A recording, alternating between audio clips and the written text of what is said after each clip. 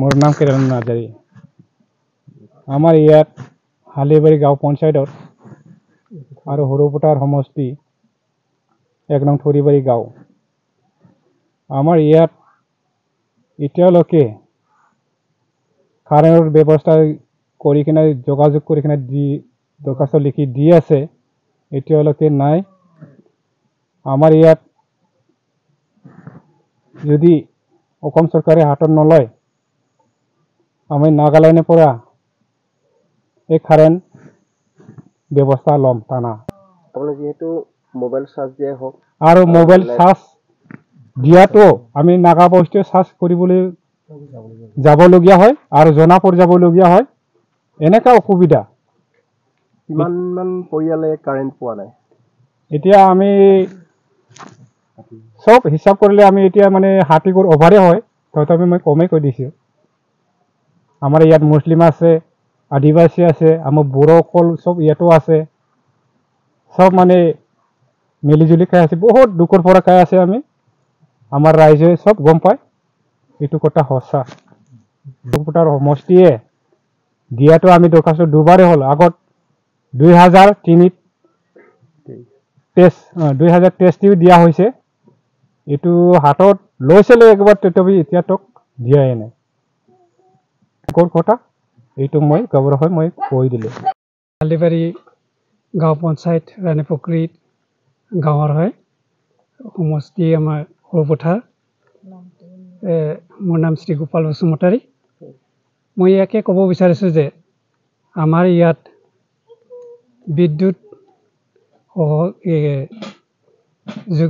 বিদ্যুৎটো আমাৰ ইয়াত আহি পোৱা নাই।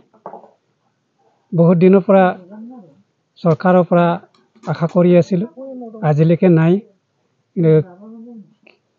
ল'ৰা ছোৱালীৰ কাৰণে পঢ়া শুনাৰ কাৰণে বহুত অসুবিধা হয়।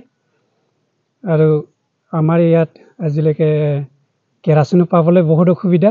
ব্যৱস্থা আমাৰ এনেকাই মানে বজাৰৰ পৰা কেতিয়াবা কেণ্ডেল আনো, কেণ্ডেল জ্বলাই লাষ্টিং নহয়, পইচাৰো বহুত অসুবিধা। কাম কৰি কেণ্ডেল কিনিবলৈ লাইট চাৰ্জিং কিনে, ইও মানে লাষ্টিং নহয়। আৰু চাৰ্জিং কৰিবলৈ আমি মানে গাঁৱত দূৰত গৈ কিনে চাৰ্জিং কৰি আনিবলগীয়া হয়। আৰু কেতিয়াবা আমাৰ তাতো ইমান পইচা টকাৰ কিবা নাই, টিভিও নাই, ফেনো নাই আমাৰ ইয়াত। মানে কেতিয়াবা বাইচান্সত যদি গৰম হয়, তেতিয়া মানে গছ গছনি বিচাৰি মানে তাত মানে বহিবলগীয়া হৈ যায় আৰু গৰমত। এতিয়া চৰকাৰ কি ক'ব? চৰকাৰক এইটোৱে ক'ব বিচাৰিছোঁ যে আমাৰ ইয়াত মানে সোনকালে কাৰেণ্টৰ ব্যৱস্থা কৰি দিব লাগে। থৰিবাৰী গাঁৱৰ পৰা মই মহিলা সমষ্টি, আৰু আমাৰ ইটো গাঁৱত একদম কেৰাচিন নাপাওঁ, কি নাপাওঁ। আৰু লোকৰ গাঁৱত আমি মোবাইল চাৰ্জ কৰি আছোঁ, ল'ৰা ছোৱালী পঢ়াই আছোঁ ইমান কষ্টকৈ। আমি বছৰে বছৰে খুজি আছোঁ, আজিলৈকে মানে কাৰেণ্ট আহিয়ে নাপায়। এতিয়া মোৰ ঘৰত ইমান অৱস্থা বেয়া, ল'ৰা ছোৱালী পঢ়ি আছে। আৰু আমাৰ গাঁৱৰখিনি বহুতো আছে, কোনো পোৱা নাই। আজি 60 ঘৰমান আছে আমাৰ ইয়াত কাৰেণ্ট চাৰেণ্ট পোৱা নাই। আমি মানে বছৰে বছৰে খুজি আছোঁ চৰকাৰৰ পৰা, যদি দিব নোৱাৰে মই আমাৰ গাঁৱত মানে আমি নাগালেণ্ডৰ পৰা ল'বলৈ ব্যৱস্থা কৰি আছোঁ। নমস্তে, মই ইমানে কৈ চৰকাৰক মই ইমানখিনি। নাদিয়া বসুমতাৰী, মই বিদ্যাপুৰ স্কুলত পঢ়োঁ। মোৰ শ্ৰেণী 6ত। মোৰ গাঁও 1 নং থৰিবাৰী। অসমীয়া মমবাতি জ্বলাই পঢ়োঁ। কাৰেণ্ট নাই নেকি? কাৰেণ্ট নাই। আৰু তোমালোকৰ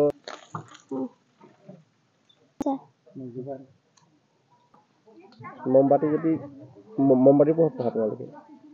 আমি মমবাতি জ্বলাই পঢ়োঁ। আমি কেতিয়াবা মমবাতি অসুবিধা হয় মানে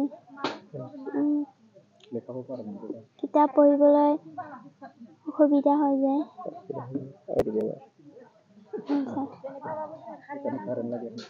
সেইটোৰ কাৰণে আমাক কাৰেণ্ট লাগিছিলে।